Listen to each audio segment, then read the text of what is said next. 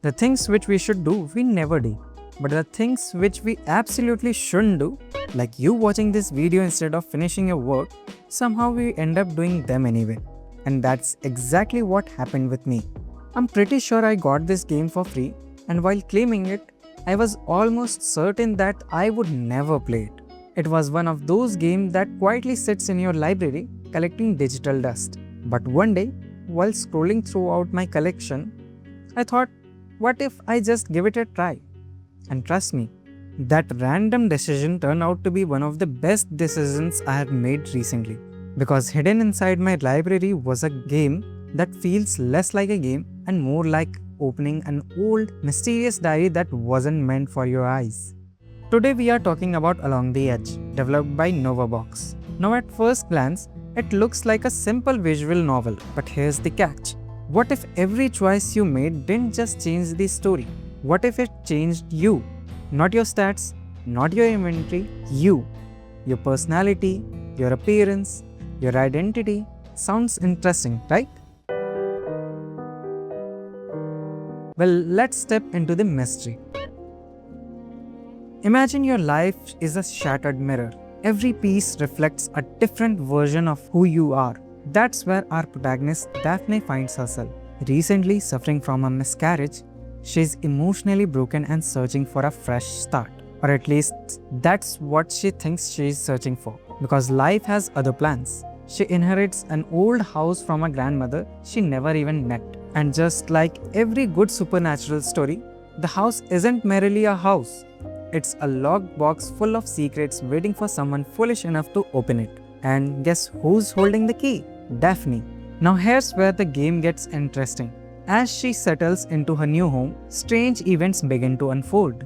Family secrets start crawling out of the shadows, old rivalries refuse to stay buried, and supernatural mysteries lurk beneath the surface like something watching from beneath still water. But here's the question, is Daphne discovering the truth, or is the truth slowly changing Daphne?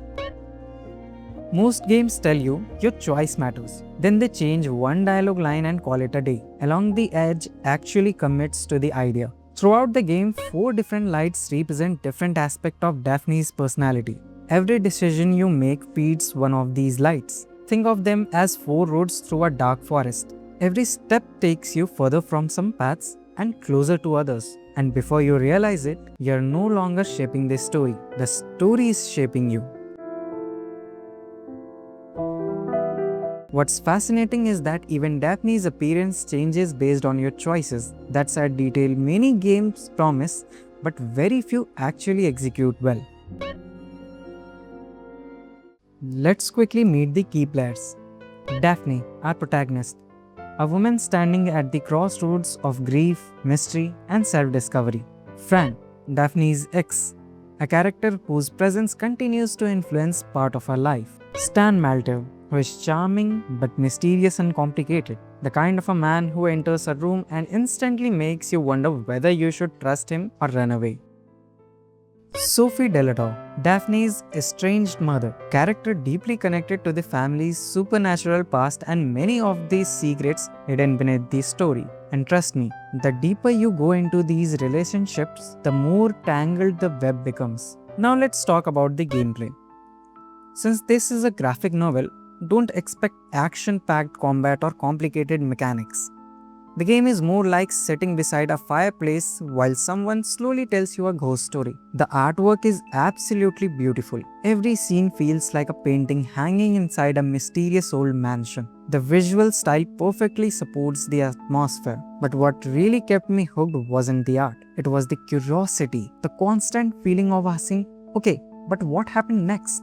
And once a story successfully puts that question inside your head, it's very hard to stop. I remember telling myself, just one more chapter, and then another, and before I knew it, hours passed.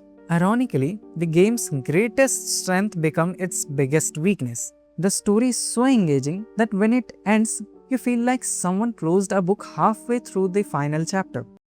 भाई ये तो शुरू होते ही खत्म हो गया यार। Game lasts around 4 hours. And those 4 hours fly by. Seriously.